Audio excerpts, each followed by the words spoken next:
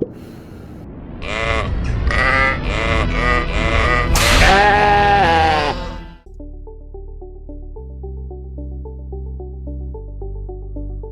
going to start this session with an apology. I think there's been a miscommunication between Debs and I as to who was covering today, and it appears it's me, and I've only just worked out about 10 minutes ago. So I apologise in advance if you were expecting the kink shrink. I know I'm an absolutely piss poor substitute, but I will do my damnedest. Quick show of hands, who has been to one of these sessions before? Okay, reasonable number of you, but not all of you, which is good, because I can tell you a little bit about these sessions first, and then that will help explain what this is all about. In 2017, and this is going to come as a shock to some people, the scene decided to try and disappear up its own arse. Okay, it got very, very toxic and unpleasant in a very short space of time, and a small group of us sat there and said, well, what's wrong? You know, we live in a community where the foundations are consent and communication. What the fuck has happened? Because this isn't healthy. And we actually decided that one of the things that would be really useful is to start having a regular healthy mental practices session. Now, the idea was, because, you know, we thought, we'll have one of these sessions and the word will get round and we'll only need to do one, maybe one a year. It was so popular that it became one a month. And actually a couple of months after us thinking, you know what, it's probably dying down now. Can anyone remember the terrorist attack in 2017 on London Bridge? Okay, what you might not know is that there was a munch in that pub that night, and LAM the next day. So we actually used the Healthy Mental Practices session to become a drop-in session for those that were traumatised because of the night before, because for us it was, you know, the most valuable thing we could do with that time and space. And kind of since then, they've become a staple diet of LAM with regular, almost 2-hour sessions. I am not going to talk for 2 hours today, by the way, okay?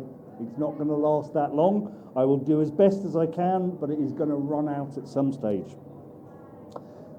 When the pandemic came along in 2020, it was even more important, because actually, as a community, we all went through the same process of not being able to hang out with our chosen people. You know, it's fine if you could get on Zoom or Jitsi or a chat session with, you know, your mum, your dad, your family, your aunt, and all the rest. Great. But actually, that's not the same as being able to be yourself and be kinky. So initially, the LAM Live concept was going to be kind of once a month to replace LAM and once a month to replace LAM Chester. And because no one else was doing anything, we decided to go weekly. So there are 56 online weekly sessions, all of them with a Healthy Mental Practices drop-in session. So actually, what we've managed to do over the last 9 years now is build this massive archive online of questions and answers about kink, mental health, relationships, etc. Now, that's such an important resource because, quite frankly, if there is a question in one of your heads today, the chances are it's already been answered in that archive, because so many things come up time after time. And that's actually a really useful exercise, because there will be people sitting here going, I don't want to ask a question in case, you know, it's more freaky than everyone else's question. No, it ain't going to happen, okay? We have literally had sessions within this group structure where we've deliberately pushed the window out as far as we can and had very controversial sessions. Because at the end of the day, it's important that we provide the full spectrum of space for everyone. If you're into light and mild kink, fucking ace, great, enjoy it. If you're an absolute sadist or a masochist and you need the harder end of the spectrum, then great. You also deserve the same access and the same space as everyone else. So we kind of try and keep it as open as we can, talk about controversial things when we can, but most importantly, we speak from our lived experiences. Deb has been a lifestyle submissive for 40 plus years. I'm coming up on several decades into this. And across that period of time, we've also seen our community change and go from something that was very underground and not really talked about, and you had to know the secret handshake to get in or what clubs were running. Christ, shortly before I started going clubbing, if you went somewhere, you took a stamped addressed envelope with you, because there was no internet, and therefore there were no websites, no social media platforms, and therefore the only way that you found out what the next event was going to be was leaving your stamped addressed envelope on the front, because that way the organizer could put flyers in and have them sent out to you. My God, the number of people I knew with PO boxes was just phenomenal. And it was one of those, and quite often we'd all have PO boxes clustered in exactly the same sorting office.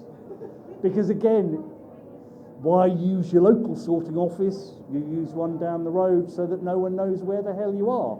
Because even with the PO boxes, you can work out where they are based on the postcodes. So the world has changed a great deal.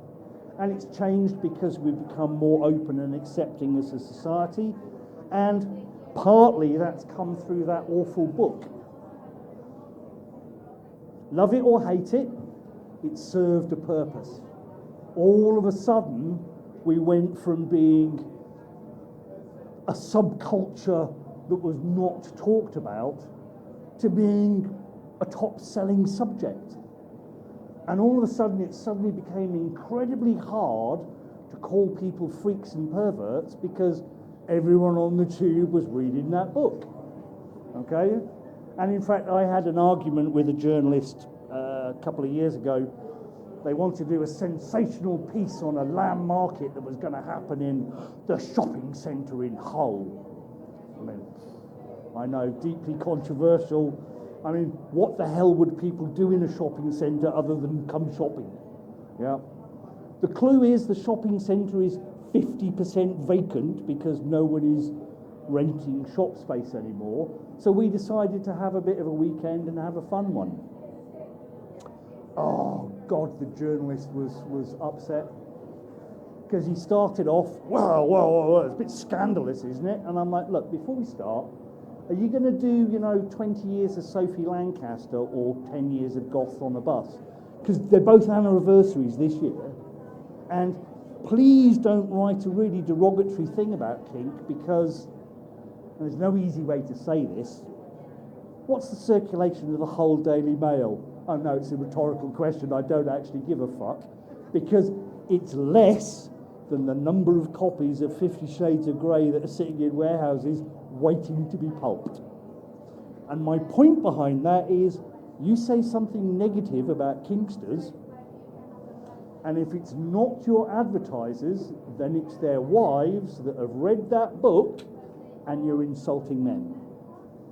So, article comes out a couple of days later, glowing review on how fetish events are inward investment projects, and who would normally stay in a hotel in Hull on the weekend, and rah.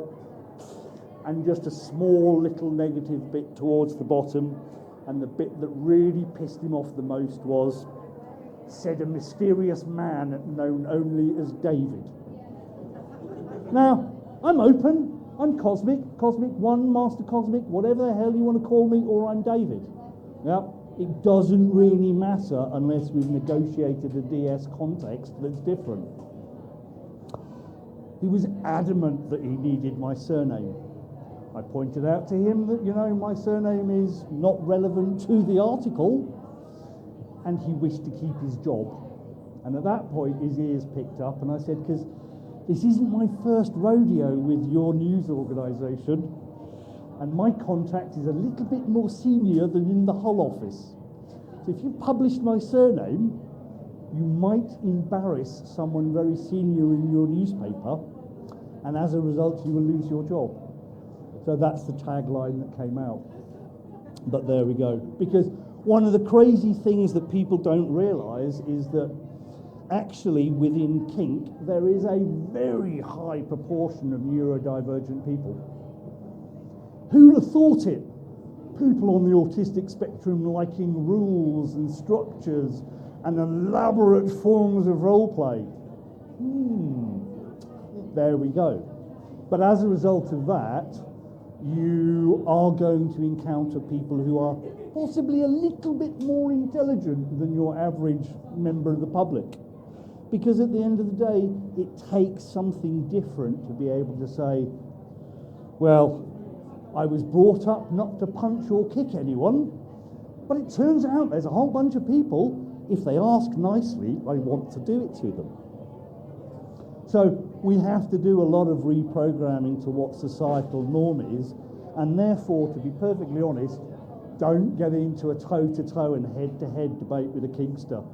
Because if we're passionate about it, we will probably quote you chapter and verse and all of the points of the legislation, etc.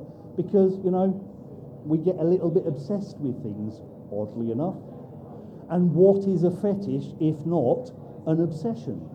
A thing that you spend far too much time on in comparison to the rest of society, okay?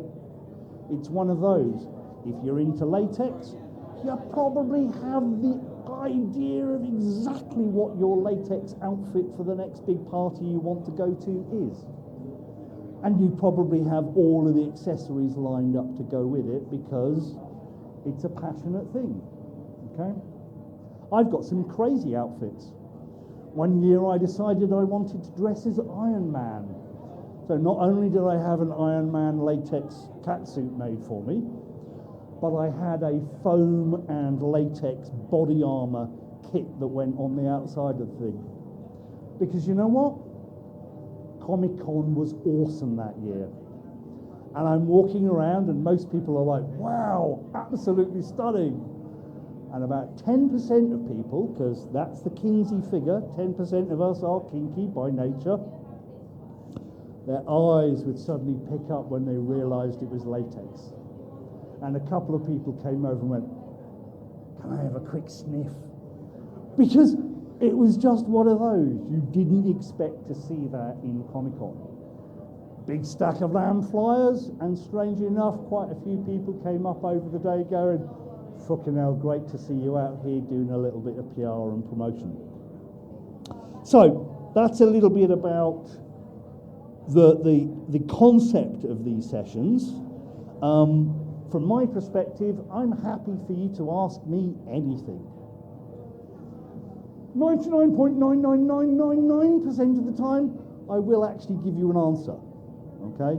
If I don't know anything about the subject, I'm really not going to talk about it because, you know, I'm not qualified to do so. I've been kinky since, I think about the age of 5. Because one of my early memories was sitting on top of the climbing frame with a bag of sweets going, beg for them, you bastards, beg. This is not normal behaviour for a child. Later in life, you know, it was cowboys and Indians, and I was always the one tying people up. Let's not go with doctors and patients.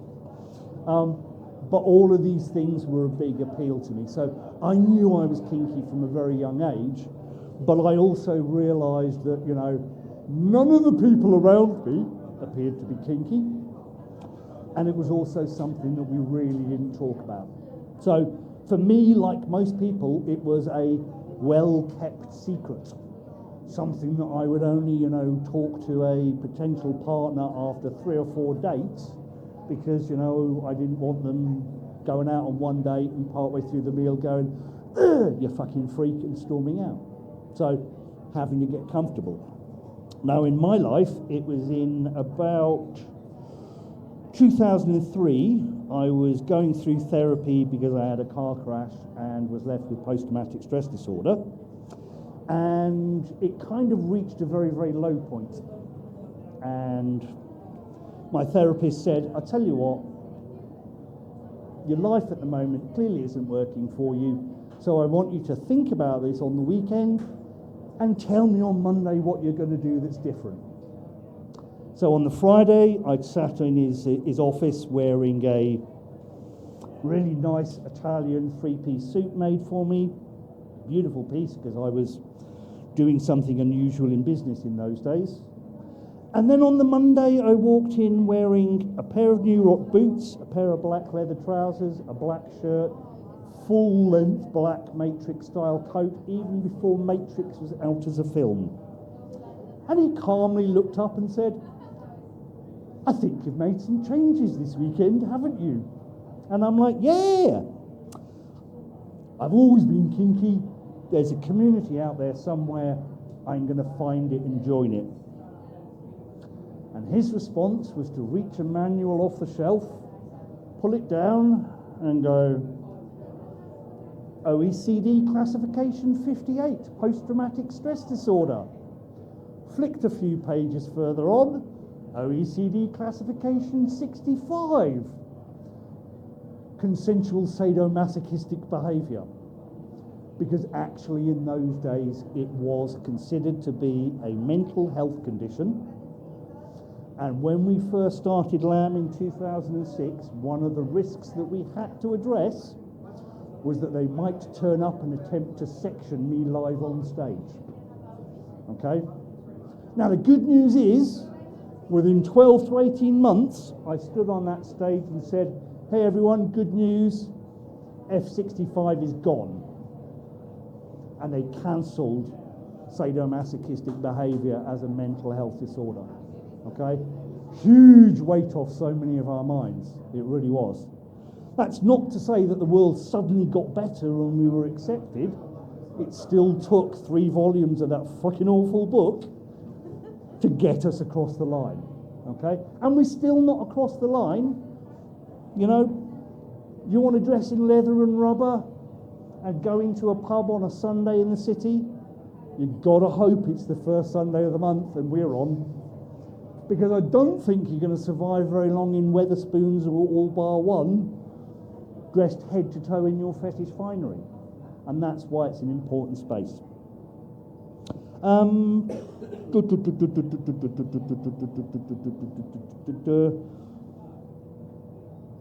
As a person who has been kinky, poly, and open about this for a very long time, you know, you stick your head above the parapets and someone is going to shoot you sooner or later.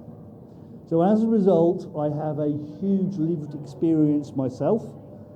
I often talk about SM and the law, partly because I've been part of the Spanner Trust for the last 18 or so years, but also because I have personal experience of police being complete cockwombles. Okay? 2017, knock on the door, search warrant, human trafficking for the purposes of sexual exploitation.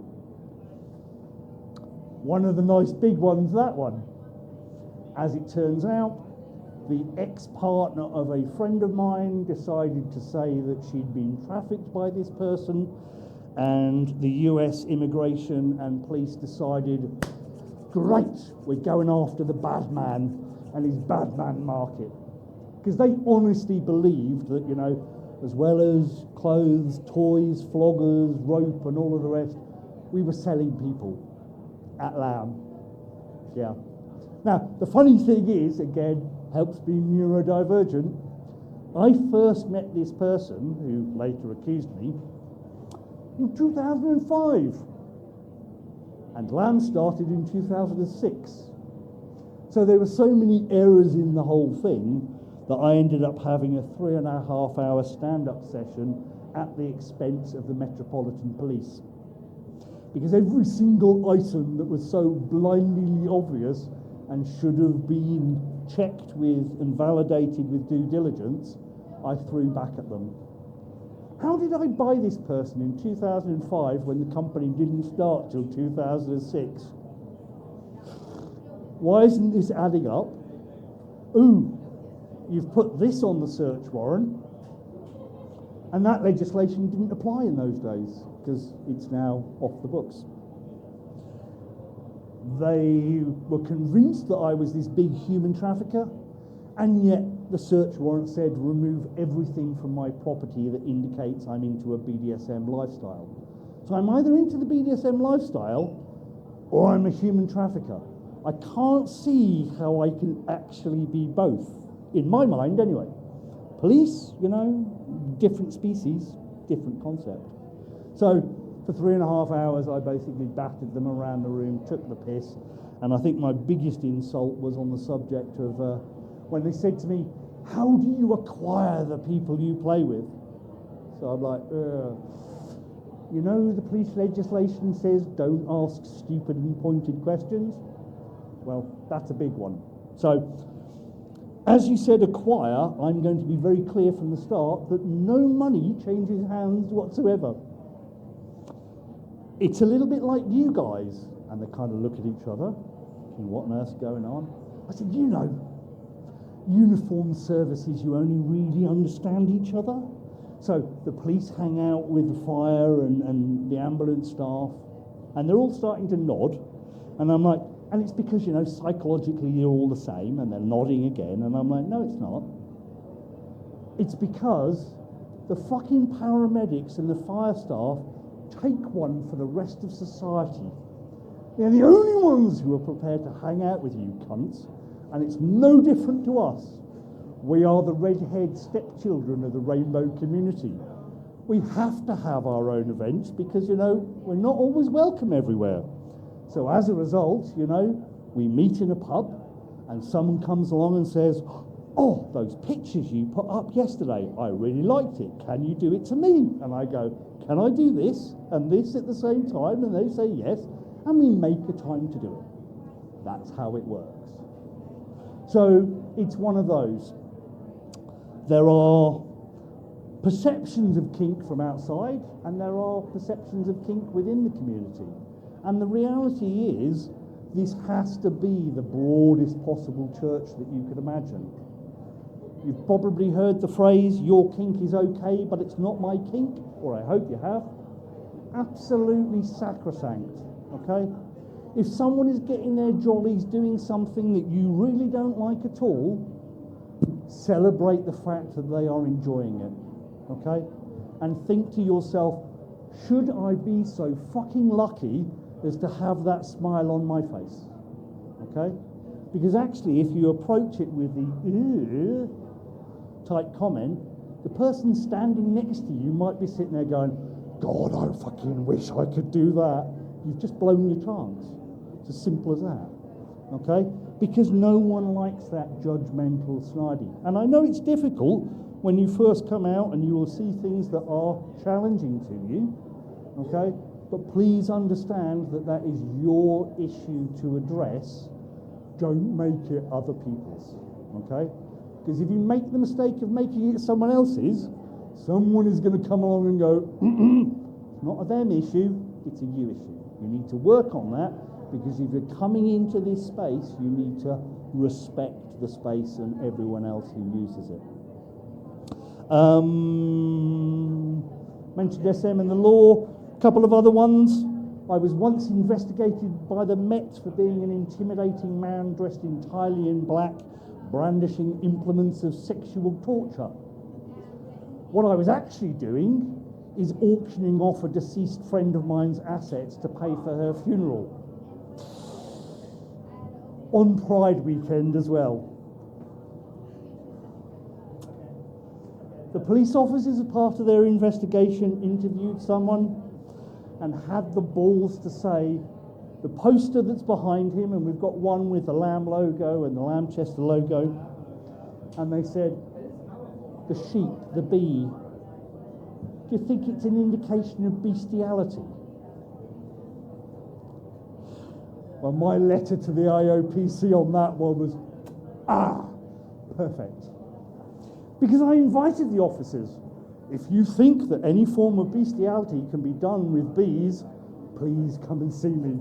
I've got some really good ideas involving a pint glass and a colony of bees.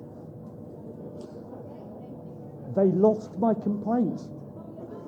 When I rang up and said I'd like an update on my complaint number, it's not on the system, sir. Really odd, that. And recently, when I had a reason to call the police, I found them absolutely delightful. Anything that I needed was done instantaneously. I've had regular update calls from them saying, just checking to make sure you're okay with the status of the case and what's going on. We don't need you in court. It's all going to be handled for you. Chalk and cheese. Okay? Interestingly enough, others who went through similar issues at the same time, very different outcomes from the police. They didn't get the restraining orders they requested. They didn't have people moved out of locations on multiple occasions because they turned up drunk. Okay? Police don't normally behave like this, so I think they are ultimately starting to learn. Either that, or, you know, there's enough openly kinky police officers that they're realising that, you know, they're turning on their own to some extent.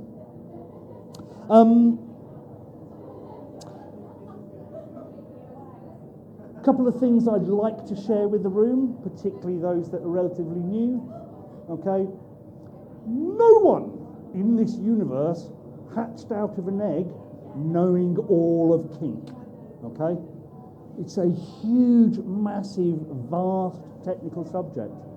There are still multiple things that I have never done, and I'm not going to do them until I can find someone who can train me appropriately.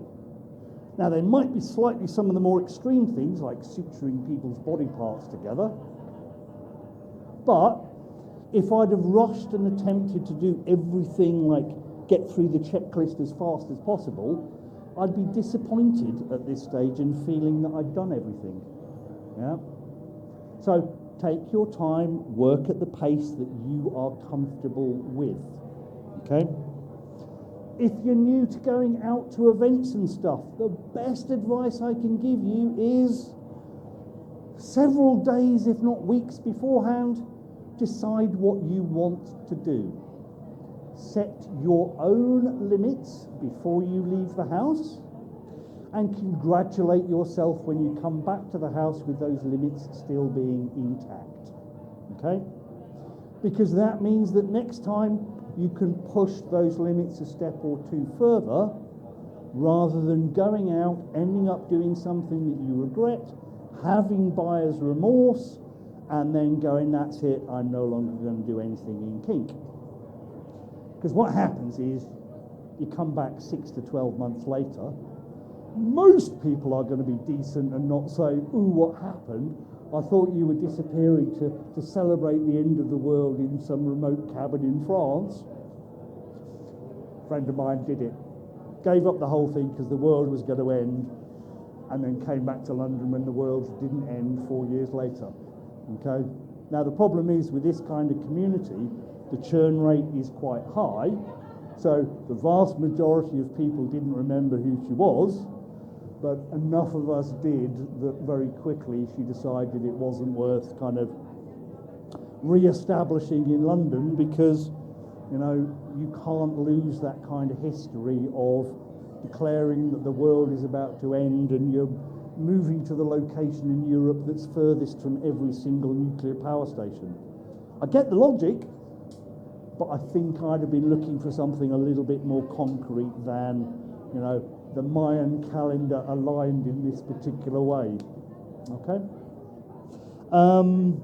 And that way, you can build things in exactly the same way that you look at building connections and relationships. Okay? Never in a million, well, I was going to point and say never in a million years would you do something that filthy on a first date, but I know your reputation. And equally, if that's what you want to do and you are comfortable doing that, you should be free to do that. Okay? But certainly if you are new and establishing your feet, work from the most stable foundation that you can. Okay? If you don't understand something, then what a great resource here. All the stall holders know their stuff. The stuff that they sell, they can talk to you about it, explain it to you, talk about sensations, why some people are into it, why some people don't like it, etc. Why some people think of it as a pleasure, why for others it's a punishment, okay? Because you've got to understand what it means to you, okay? Because it's not really about understanding kink, because that's an impossible mission. You will never completely, totally understand all of it, because it's actually what it means to you, yeah? There are some people out there who will pick a subject like rope bondage, okay? The vast majority of people into rope bondage are into Japanese rope bondage, a very ritualistic form of tying where all the lines are neat and tidy. Remember that comment earlier about people on the spectrum? Neat and tidy? Spot on. Now, not everyone on the spectrum is into neat and tidy. I am not. So I do Western bondage, which is incredibly quick. It's not always aligned perfectly. It's not about the aesthetic. It's about getting the person off the ground so you can get on to the next thing that you're doing with them. Because to me, suspension is a tool. It's not the art form in its totality, okay? And as a result of that, you know, there are people I love tying with because they're great, they're animated. And there's a whole bunch of people who don't want to tie with me because they're all into the neat, tidy lines, okay? And it's great because that means we find what we're looking for that's unique and different, okay? And rope is a great example because we've all got the basic skills, or I should say 99.9999999% of the world can tie its own shoelaces. Tie shoelaces, you can do rope bondage. I'm not saying that they are immediately transferable skills, but you've got the basic concept and principle there. The other reason for not rushing is, you know, there's plenty of asshats and cockwombles we've met over the years. They suddenly appear from like a puff of smoke. By their second or third event, you usually see them walking around with a tool belt with 50 or 60 floggers hanging off it. They're like some kind of demented sight between a reindeer that's been through a meat processor and a Hawaiian dancer. Truly phenomenal. And they'll be around for a while, and then they'll disappear. Because, you know, they thought they knew it all, they overstepped their competence level, they got slapped with a good case of the Dunning-Kruger, and realised that this isn't the community for them. Okay? Now, on the other side, there are plenty of people who do stumble when they start, but they are ethical and honest and accept personal responsibility for that, and they say, yeah, I fucked up, how do I need to make this better? Now those people, we want loads of them in the scene, because actually they're showing that correct attitude to it. None of us knew this all from birth. We've all got to learn it. We all learn in different ways and different rates, and therefore, you know, we will all rise up eventually. But if you're that arrogant individual who's been around for 6 months and think they know it all, then, you know, someone will come along to teach you that you don't know it all. It's as simple as that, okay? So avoid some of these tropes and archetypes to begin with. It's a wonderful community because, for the most part, everyone is passionate about what they do. So if you watch someone play and you think, wow, that was amazing, wait till they're finished. Wait till they've come off the kit, wait till they've cleaned the area, and then go and offer to buy them a drink. Can I buy you a drink in exchange for you telling me about that? The answer is almost always yes, okay?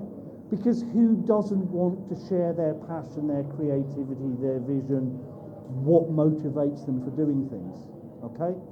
Obviously, you're in the middle of tying someone up, not the appropriate time to walk over and say, Are you sure that knot's in the right place? No. Okay? Or can I stand and watch? Or as one unfortunate gentleman, while I was in the woods a couple of months ago, I just finished tying someone to a bench. I'd done some filthy things to them. They'd kind of crept around and got a little bit too close to the scene. And I said, yeah, cut, we're done now. Oh, just 5 more minutes so I can finish.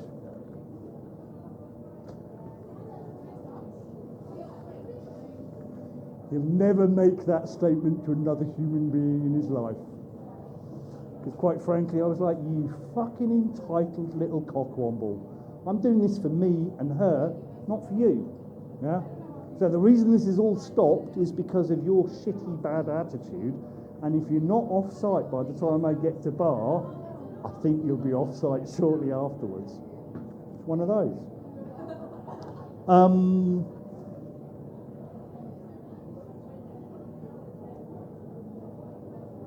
Kink and families. This is a little bit of a hot and difficult subject.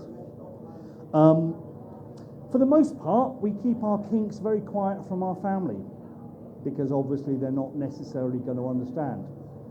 Some people with kinks that are harder to hide often have a breakdown in family as a result. And that's also why kink is so important because, you know, we all understand. And there will be people out there who are completely estranged from their family because their family decided that they were freaks. Now, I got outed by my older brother. Admittedly, I was in a magazine that week, but I never in a million years expected my brother's partner at the time to have read the magazine. So, that afternoon I get a phone call. Oi, Master Spanky. Oh fuck, here we go. Of all the people to have seen it, wrong person. Look, do me a favour. Don't talk to mum and dad about this. This is my private business. I'll deal with it at the appropriate time.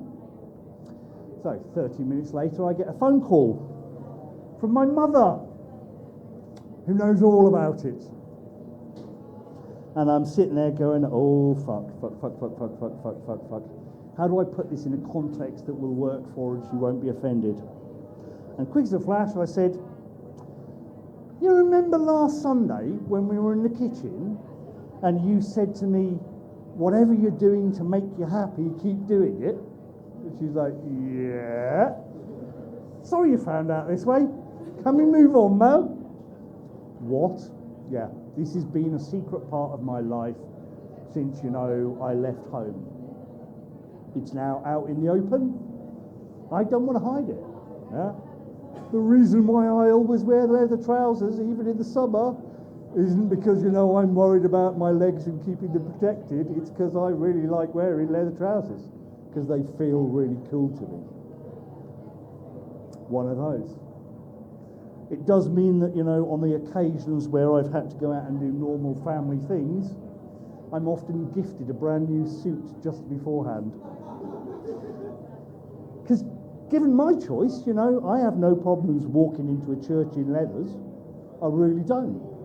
They should be accepting of me. I try to be as accepting of their religious perversions and kinks as possible. But that's how it works.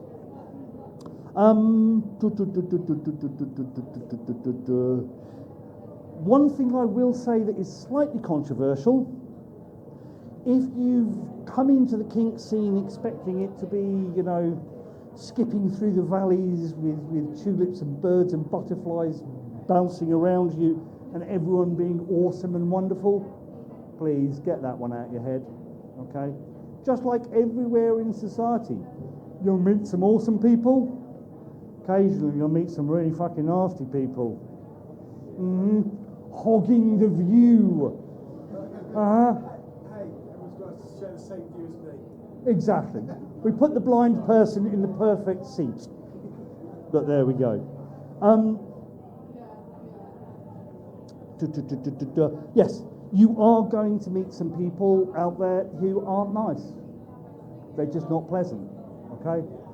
I always advise people when you meet someone for the first time, ask to see their ID. Go to the toilet.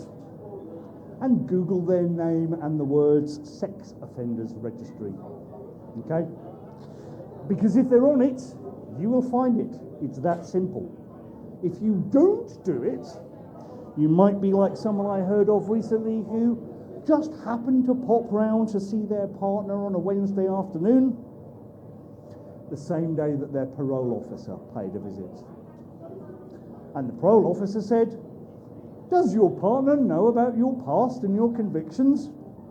"No." "Well, leave the room while I tell them." Because the offences that they had engaged in put them on the sex offenders register, very unpleasant stuff. And now this person's having to go, I had a relationship with that, which is very unpleasant. So be good to yourselves, check the first time round, okay? It's as simple as that. At the end of the day, if you want to do something intimate with a person, and you're upset or offended because they're asking for details of exactly who the fuck you are in this world, okay, think about the risks, okay? It's not a right, you know, it's something that you negotiate with people based on mutual respect.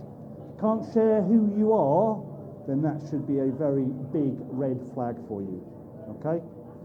And there are unfortunately people out there that when you search their name, you will find, you know, previous convictions.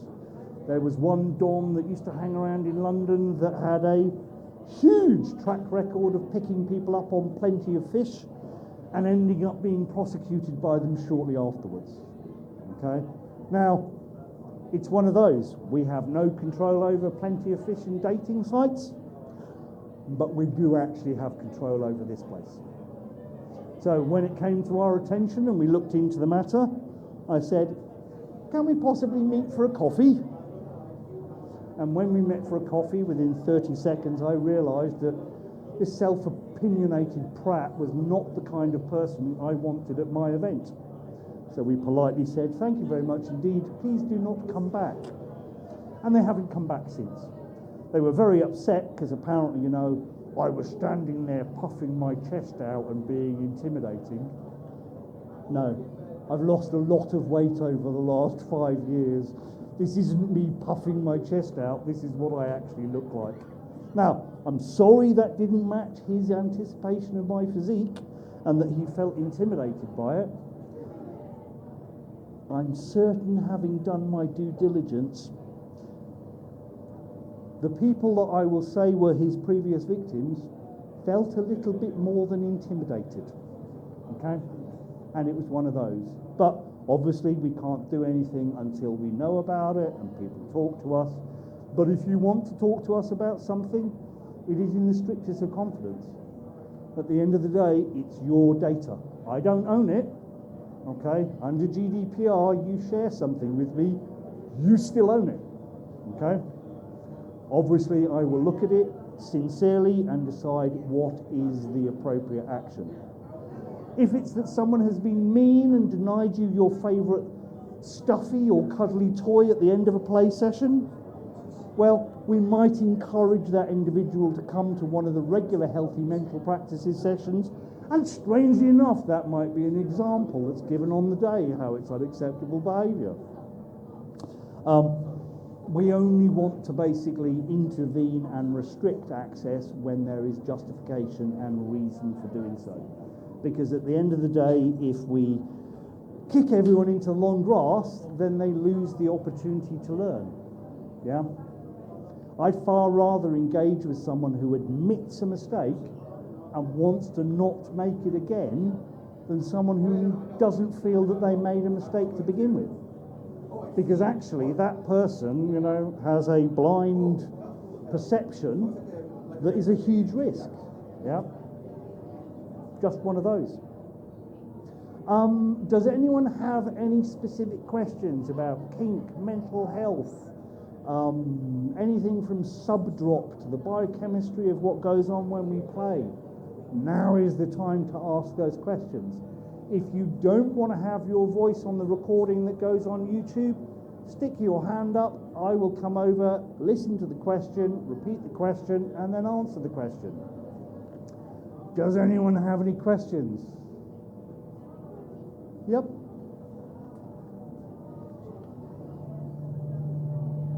I missed the beginning, so I apologize if this has been answered.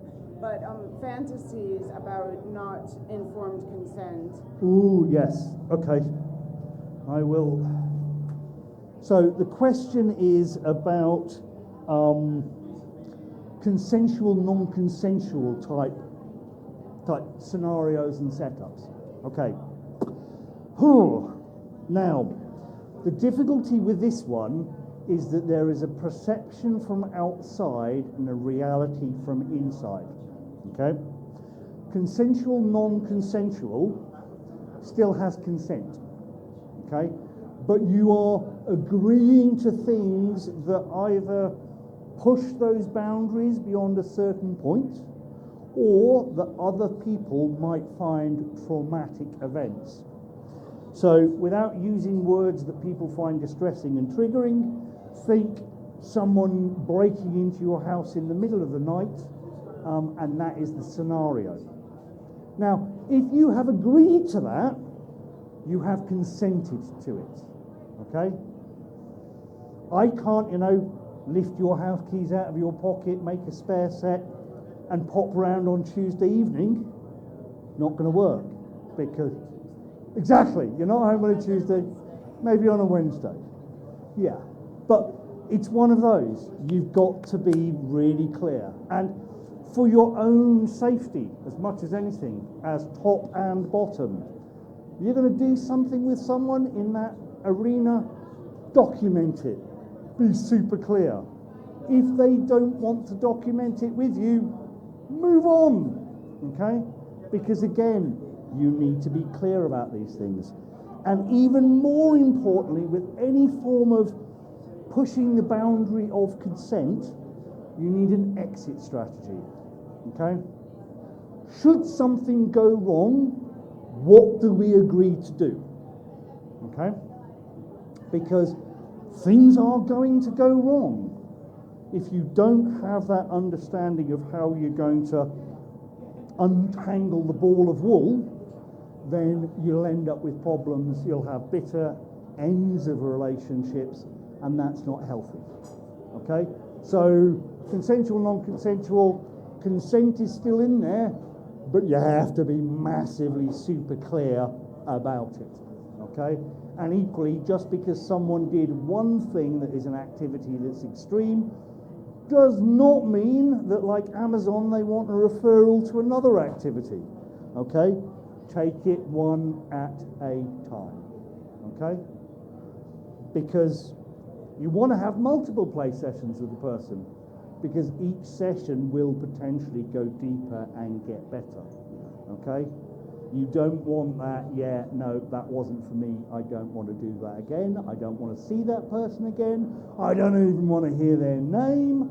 Yeah, the risks are much higher, okay? Take into consideration that between, a little bit of clothing on over the knee spanking, they're completely different activities, and you have to approach them very differently, okay? Spanking, I might do that with someone who asks me at the after party. Hang you upside down by your ankles, stick a bunch of flowers in your orifices, and whip them out with a shambok. No. I really got to know you before doing such things. Because at the end of the day, I'm going to have you completely disorientated, you're hanging upside down. I can't exactly stop that instantaneously. It takes time to get you down safely and all the rest of it. I want to have that session, until there's just the stems of the flowers left. I want petals all over the floor. I want it to be a sensory experience, because the smell of the flowers coming off. I don't want to kind of get partway through, line up to get ready and be told, no, I don't want to do this, or I'm not comfortable, or I didn't realise that all of my bits were going to be on display to the world at the same time. So it's one of those. Be clear. The further you're going to push things, the more you need to have that discussion beforehand and planning for what happens afterwards. And equally, at the end of the play session, what are your specific needs? Yeah? Because if you tell me, fine, break into my house, do filthy and horrible things to me, but afterwards I want a cup of tea, a slice of toast with warm jam on it, and I want to be cuddled for like at least 30 minutes. Yeah? Yeah, might get you the toast, might get you the tea. 30 minutes of cuddling, I mean, a bit extreme, isn't it? And equally, please understand that consent works in 4 directions, okay? If I'm going to do something, I consent to doing it, you consent to receiving it, and vice versa. It's got to be that total understanding, yeah? It's not just, right, we're going to do this. Yeah, no. Because again, there is that risk that you're not in the mood, it's not the right time, it's an activity that you don't enjoy, etc. And therefore, yeah. Okay? Fine to say no to people. Okay? If you're not very used to saying no, please go home and practice it. Okay? If you're having problems getting enough experience, register with FetLife. Call yourself a mistress. Okay? Within 45 minutes, you will get your first opportunity to say no to someone's random message telling you exactly what you must do to them. Okay? It's a good way of getting experience. Okay? You're not offending these people. They're cut and paste merchants. They're used to it. Okay? But it's a really good practice for you. Okay? And when you say yes, make it enthusiastic. Does anyone not know the Fry's model? Okay, Planned Parenting produced a really nice model for consent called Fry's. Freely given. Okay? I don't have to tie you up in order to get your consent. Okay? There's no coercion in there at all. It's reversible. At any point in time, you can say, no, thank you, we're stopping. And that is the end of it. It's informed. You know exactly what you are doing. We've talked about it beforehand. This isn't some kind of magical, mystery, dark roller coaster we're about to go on. You've no clue. You should have informed consent. It must be enthusiastic. Hell fucking yeah, I want to do that. Not, if you must. Okay? Because again, if you want to be pushing boundaries of emotions and experiences, then doing things enthusiastically is what it's all about. Yeah? You can't break into someone's house in a half-assed mood and do filthy things to them. Doesn't work that way. You know? You've got to be reared up and going. And the final is the S. It has to be specific. Okay?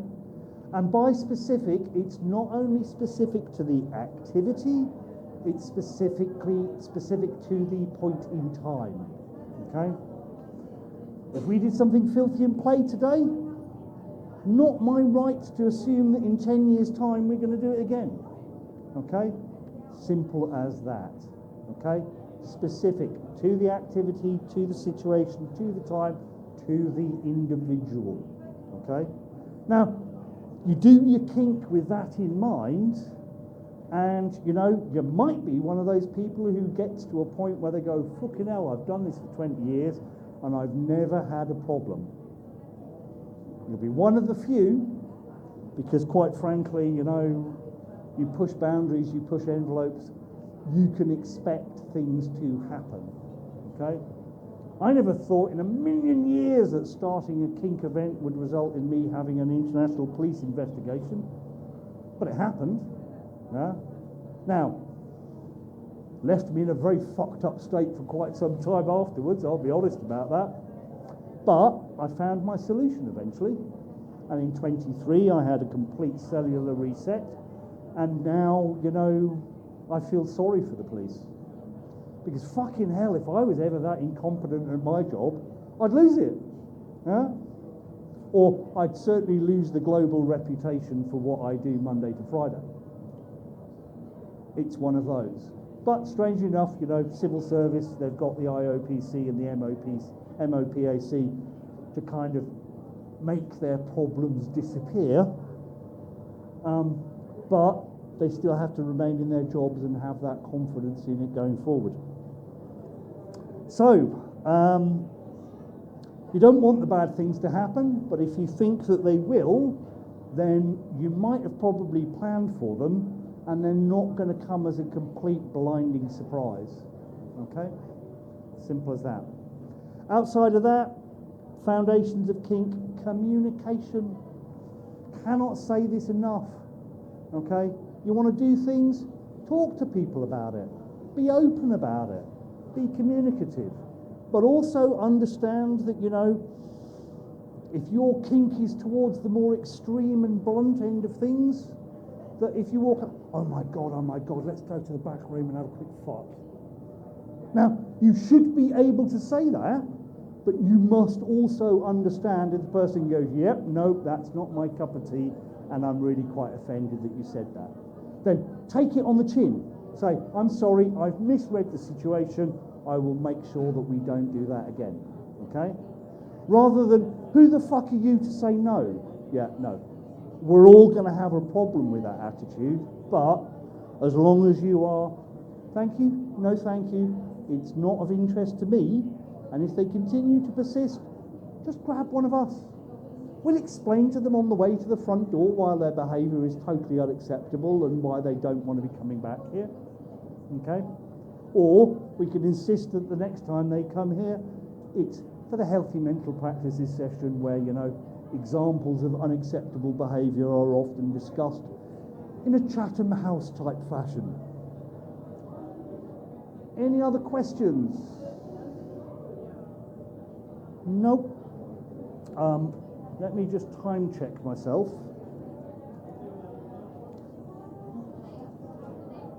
Yes. So I will have now talked for about an hour.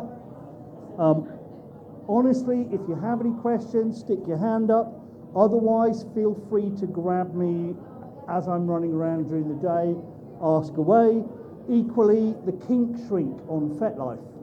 Okay, you have a question, you can submit it in advance of the workshops and it will be answered on the day for you. Okay, so there are plenty of options. There's the archive as well. What's that? He said to grab you. How do you prefer to be grabbed? Whoo! As gently as possible. I'm getting a bit old. Whereabouts? Definitely upper body. Right, thank you. Okay. And thank you for checking. Go on. How does that work for somebody in a wheelchair? Well, in your case, we will take consideration your aim is probably not as good as it needs to be. Okay? But do us a favour. If you are going to grab, let's start with your hands up high and work down. Okay? I wouldn't want it to be the other way around and you inadvertently insult someone or slide into someone. At the end of the day, we are having a used pants collection today for one of our regulars who's unfortunately in palliative care. So we're having one last sniff for Uncle Mickey. So if anyone has any used pants they wish to donate to a man who's only got a couple of weeks left to live, we can't promise that they'll be returned to you. We think they're going up in the casket. Okay? But that's, again, it's one of the kind of crazy things that we do because, you know, you can't exactly ask your family that your dying wish is to have a collection of fresh used pants delivered to you, can you? Well, with us, you can. Okay? So we chatted about it over the weekend and someone put up a blog, one last sniff for Uncle Mickey, and that's what we've been collecting today. So outside of that, any questions? Grab, ask, have an awesome time. Shop with the stalls, ask questions of the crew. Please stay for the after party if you are staying. And a couple of quick announcements. If you haven't picked up on it, next month we're moving to a new venue. If you want to come and check it out on the first occasion, There are posters around with QR codes and discount codes to get cheaper entry. We also have a massive May weekender, which is the weekend of the 23rd of May. We will have workshops on the Saturday. We will have an outdoor sumo wrestling inflatable area. We're going to have fireside chats, and we're going to have a firefly sub hunt in the evening, where the people being hunted are all issued with glowing bands that will go off into the woods. Okay, and then on the Sunday there's going to be shopping, more of the outdoor sumo, a couple of other crazy things going on, and then the Sunday evening, and I think this is the first time ever, we're going to have a karaoke bondage. Okay, now you can either be the singer or the one who's being tied, or both. Okay, so if you think you can belt out a clubbing tune while being suspended, this is the event for you. Okay, and that's all going down in Eureka in Kent on that particular weekend. If you haven't been to Eureka, it's about a 27-acre site, wooded, fields, outdoor pool, jacuzzis, boudoirs, and this huge, vast woods that you can, get up to all kinds of filthy things in. And actually, if you've not got to the stage yet of playing outdoors, God, is it a completely different sensation. Because we're so used to doing this kind of thing in the privacy of our bedrooms, to do it out on the lawn with 150 people watching on sun loungers and picnic blankets is a very surreal experience and a hell of a lot of fun. Okay, any final questions? No? Okay. I hope you all have an awesome day and that we see you again soon.